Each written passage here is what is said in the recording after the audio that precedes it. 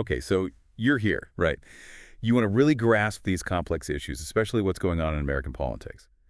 But who has time to sift through endless articles? Nobody. Nobody.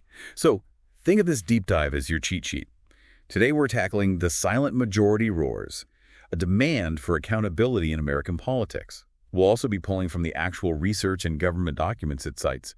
It's about getting you the core arguments, the evidence, and the solutions this piece lays out, all focused on accountability in politics. Yeah, and what's really striking is this growing sentiment the source highlights. We'll break down what it identifies as the problem, and importantly, the fixes it puts forward, and we'll be sticking strictly to what's in the material itself. Perfect. Let's jump right in. The piece opens with a strong statement.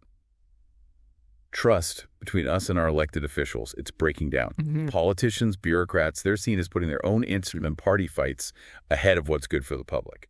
This eroding trust, that's like the bedrock of everything else. Exactly. And they hit you with some hard numbers to back that up. Nearly 70% of Americans, they feel ordinary citizens have almost zero influence, while big donors and lobbyists, they're calling the shots. What's crucial for you to understand is that this isn't just a fringe complaint. A huge chunk of the country feels the system is rigged, and that fuels this demand for change. That 70% figure is really powerful. It's not just a feeling, it's this widespread perception of being powerless. And the article goes further, trying to link this to what it calls real-world failures. Can you unpack that for us? What kind of failures are we talking about here? Sure. So the text gives concrete examples of what it sees as these systemic issues. It mentions, for example, politicians who are on committees deciding on, let's say, defense contracts. But then you find out these same politicians, they own a ton of stock in the very companies getting those billion-dollar contracts. Right away, that raises questions about who's actually benefiting. They also talk about cases where government bureaucrats, they've allegedly buried data that could be politically damaging or that contradicts, the story they want to push. So the core argument is that these actions, as this article puts it, are all about personal gain or political maneuvering, not the best interests of the people. That's the argument being made. And they take it further, citing the shifting guidance from, say, the CDC during COVID is another example. They suggest this left families in a tough spot, constantly trying to figure out which advice to follow, and it really damaged trust in those institutions. And this leads us to some specific and potentially more controversial examples the piece highlights. And this is where it gets even more interesting, right? The article calls out people like Anthony Fauci and Adam Schiff.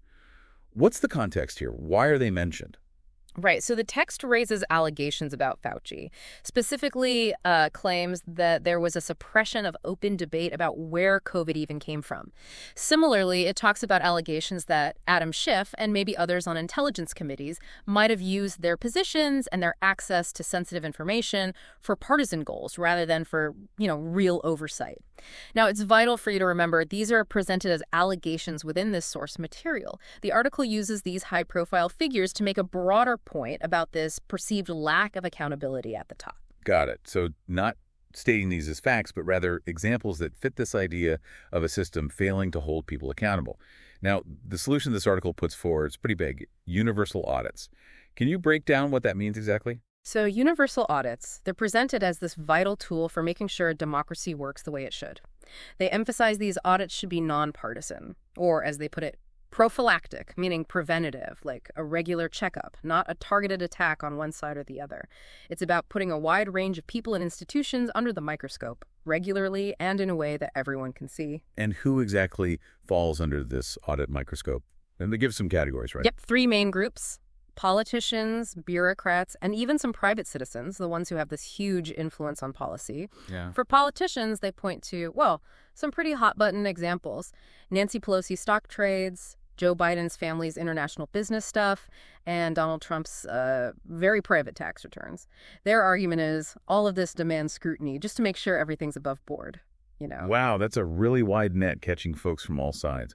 What about bureaucrats? What specific accountability concerns do they raise there? For bureaucrats, the article cites things like the FDA's problems with overseeing the opioid crisis. Then there's the EPA and how they seem to enforce environmental rules, only when it suits them. And also the Department of Justice and how they pick and choose which cases to go after.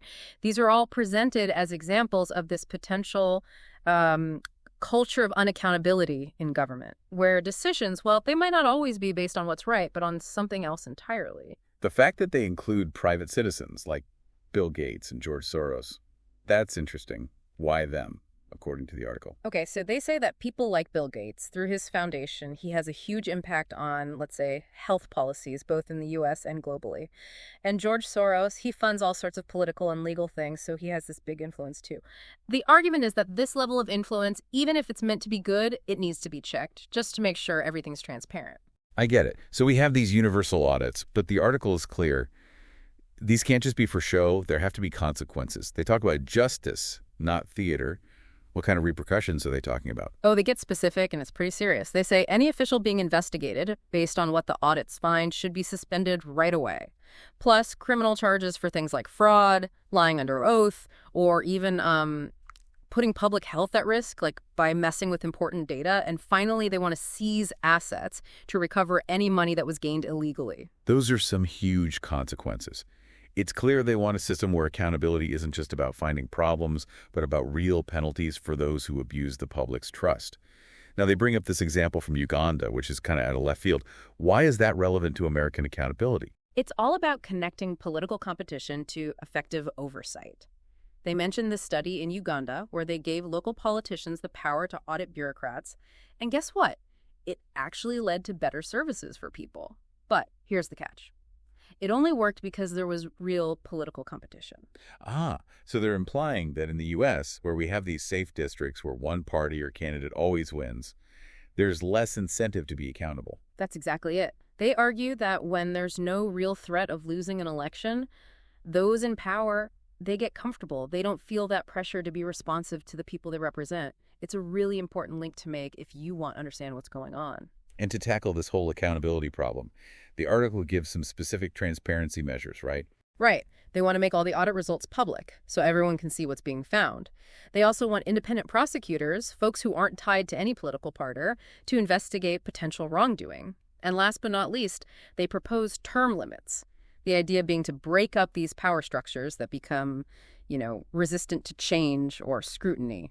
So this demand for accountability, it's not just coming from one side of the aisle, is it? The article makes a big deal about this anger crossing party lines. That's key to grasp. This isn't just, say, a Republican or a Democrat thing. It's a broader frustration. They describe it as coming from all corners of American society. The single mom struggling with rising prices, the veteran having a hard time getting health care, the small business owner drowning in regulations, you name it.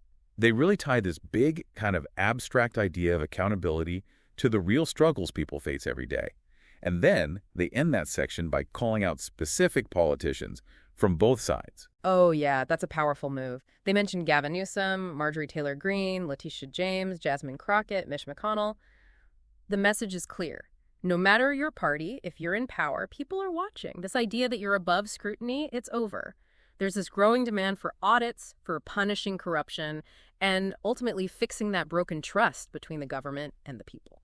Okay, so big picture, our deep dive into the silent majority roars shows us this argument that American politics is facing a crisis of accountability. Yeah. Public trust is way down, and they blame that on all these examples of, alleged misconduct and self-serving behavior by those in power. They're calling for a fundamental shift. Exactly. And their solution is these universal audits targeting politicians, bureaucrats, even some really influential private citizens. And they don't just want audits, they want real consequences if wrongdoing is uncovered. They want more transparency and ways to make politics more competitive, all to try and rebuild that public trust. It's a bold, comprehensive argument they're making. Now, for you listening, think about this. What would it really look like to have these huge audits across the entire U.S. political system? What might work? What might backfire? And what would be the biggest roadblocks to getting the level of accountability this article demands? It's something to consider as you go about your day.